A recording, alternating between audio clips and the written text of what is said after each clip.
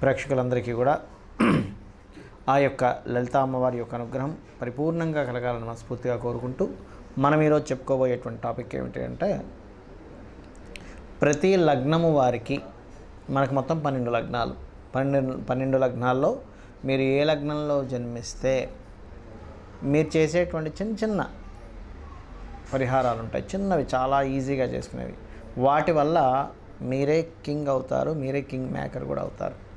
ఎందుకంటే ఇవి చేసుకోవడం వల్ల ముఖ్యంగా ధన అభివృద్ధి, మీరు చేస్తున్న ప్రయత్నానికి ఎన్నో ప్రయత్నాలు చేస్తున్నామండి, అసలు ఏమిటో నాకు ధనాభివృద్ధి రావట్లేదు అనుకుంటూ ఉంటారు. ఆ ధనాభివృద్ధి రావడము అనేటువంటిది ఈ చిన్నపాటి ప్రక్రియ వల్ల జరుగుతుంటుంది. అదేమిటి అనేటువంటిది ఒక్కో లగ్నం బట్టి ఉంటుంది. లగ్నం తెలియనటువంటి వారు రాశి నుంచి చూసుకోవచ్చు. రాశి సెకండ్ ఆప్షన్గా తీసుకుంటారు, ఎందుకంటే మనసే మనమేమిటి అంటే మన మనస్సు. కాబట్టి చంద్రుడిని ఆధారంగా తీసుకొని కూడా ఈ సెకండ్ ఆప్షన్గా తీసుకోవచ్చు. లగ్నం తెలియని వారు లగ్నం తెలుసు, లగ్నం నుంచే చూసుకోండి. అదేవిధంగా ఈ మొత్తం వీడియోలో లాస్ట్లో కొన్ని కండిషన్స్ చెప్తాను. ముందుగా మేష రాశి, ముందుగా మేష లగ్నం తీసుకోండి. లగ్నం తెలియదన్న వారు మేష రాశిలోకి వెళ్ళండి. మీకు మీరే కింగ్ మేకర్ అవ్వాలి, ఫైనాన్షియల్గా బాగుండాలి అంటే ఫస్ట్ ఆఫ్ ఆల్ మేష లగ్నం వారికి ఉన్నటువంటిది ఏమిటంటే, బయటకు కటువుగా కనబడ్డ మనసు వెన్నపూస, చతుర్థాధిపతి చంద్రుడు అవుతాడు. కాబట్టి అయితే మీకు ఇక్కడ మన పాయింట్ ఏంటంటే, ఫైనాన్షియల్ గ్రోత్, ఒక కింగ్లా బ్రతకాలి అంటే ఏం చేయాలి, అసలు ఏ గ్రహాలు యాక్టివేట్ అయితే, ఏ దేవతా మంత్రం మీరు యాక్టివేషన్ చేసుకుంటే అద్భుతంగా ఉంటుంది. మేషలగ్నం వారు, మేషరాశి వారందరికీ కూడా చెప్పేది ఒకటే, ఫస్ట్ సూర్యభగవాను ఆరాధన చేయండి. ఇదేం చేస్తుంది అంటే, మనం ఇప్పుడు ఇన్ని కష్టాలు పడుతున్నాము అంటే పూర్వజన్మలో ఉన్నటువంటి కర్మ వల్ల జరుగుతూ ఉంటుంది. ప్రారబ్ధ కర్మ అంటూ ఉంటారు. ప్రారబ్ధ కర్మ అంటే వదిలిన బాణం లాంటిది, అది వచ్చేసింది, ఇంకా ఆల్రెడీ వదిలేసాం. దాన్ని మరి ఎట్లాగా, దాన్ని ఎలా ఆపాలి, ఏ మంత్రంతో ఆపాలి, ఏదైనా ఒక మధ్యలో అడ్డంకి ఉంటే కదా ఆగుతుంది అంటే సూర్య నమస్కారాలు చేయడం is the best remedy. First గుర్తుపెట్టుకోండి. ఇక రెండవది, ధనం యాక్టివేట్ అవ్వాలి.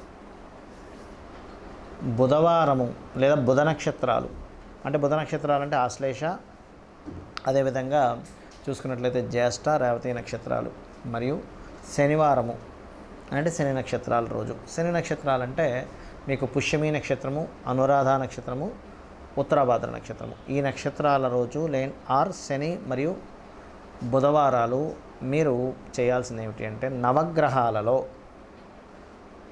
బుధ శని గ్రహాల దగ్గర దీపారాధన చేసి ప్రదక్షిణాలు చేసుకొని విష్ణు సహస్రనామాలు, వెంకటేశ్వర స్వామి యొక్క స్తోత్రాలు, లలిత అమ్మవారి యొక్క స్తోత్రం, పర్టికులర్గా ఓం సంపత్కరీ సమారూఢ సింధుర వ్రజ సేవితాయ నమః అనే నామాన్ని ఈ వారాలు మీరు కనుక చేసినట్లయితే మీకు ధనయోగం యాక్టివేషన్ అవుతుంది.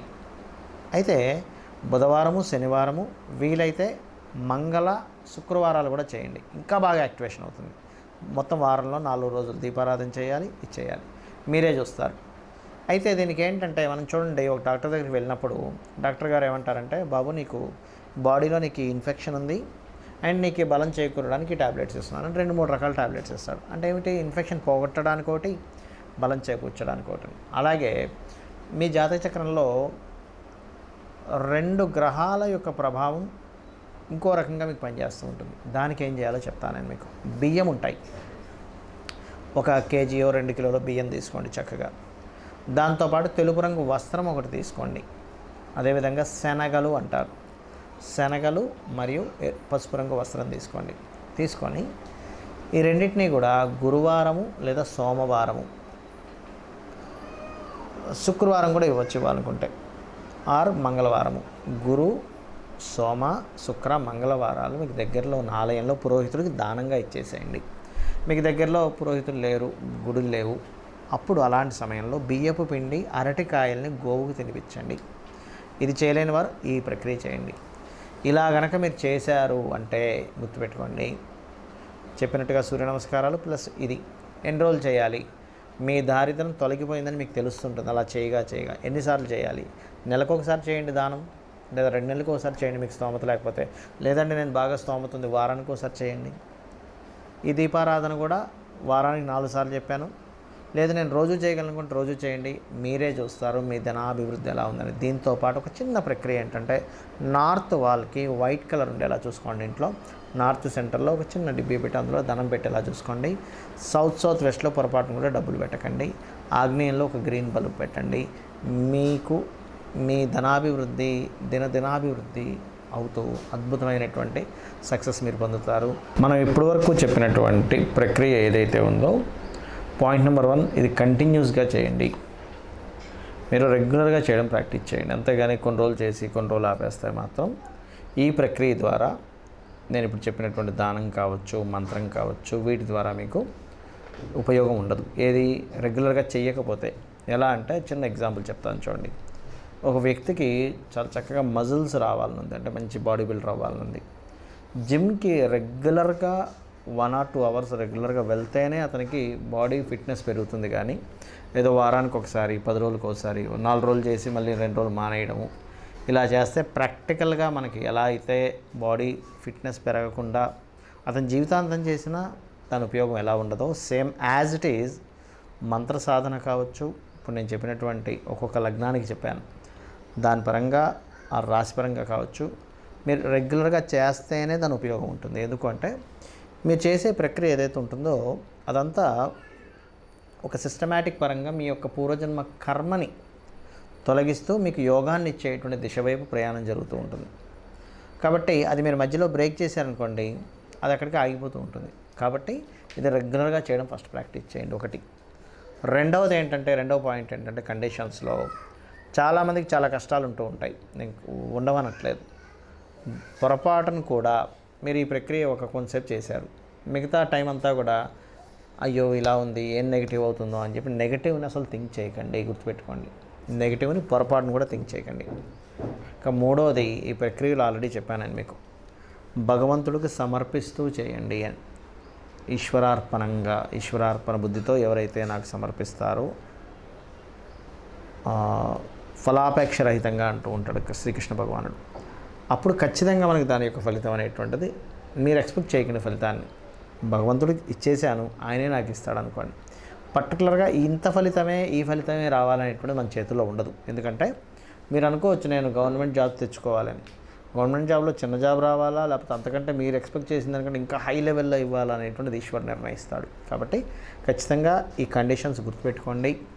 అలాగే ఇప్పటివరకు మనం చెప్పుకున్నది ఏంటంటే జనరలైజ్డ్గా చెప్పాను నేను మీకు.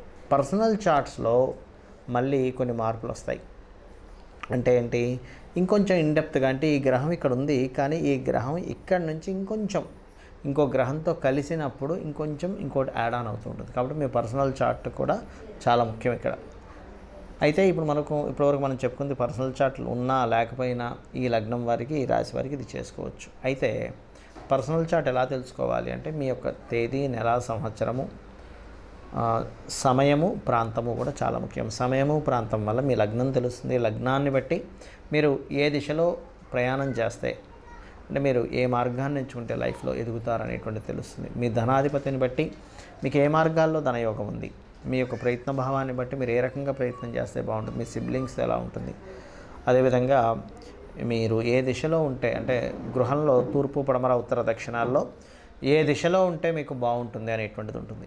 అదేవిధంగా ఇక్కడ సంతానం విషయాలు కావచ్చు, పూర్వజన్మ కర్మ కావచ్చు, వివాహ జీవిత భాగస్వామి లేదా పార్ట్నర్స్ విషయం కావచ్చు, మీకు లైఫ్లో టర్నింగ్ పాయింట్స్ కానివ్వండి, అదేవిధంగా హైయర్ ఎడ్యుకేషన్లో ఎందుకు ఆటంకాలు కలుగుతున్నాయి, వృత్తి వ్యాపార విషయాల్లో, అంటే వృత్తినిచ్చే ప్లానెట్ ఒకటి ఉంటుంది, పర్టికులర్గా వ్యాపారాన్ని ఇచ్చే ప్లానెట్ ఉంటుంది. ఆ రెండిట్లో ఏది బలంగా ఉంది, దాన్ని బట్టి జాబ్ చేస్తే బాగుంటుందా, వ్యాపారం చేస్తే బాగుంటుంది. ఒకవేళ వ్యాపారం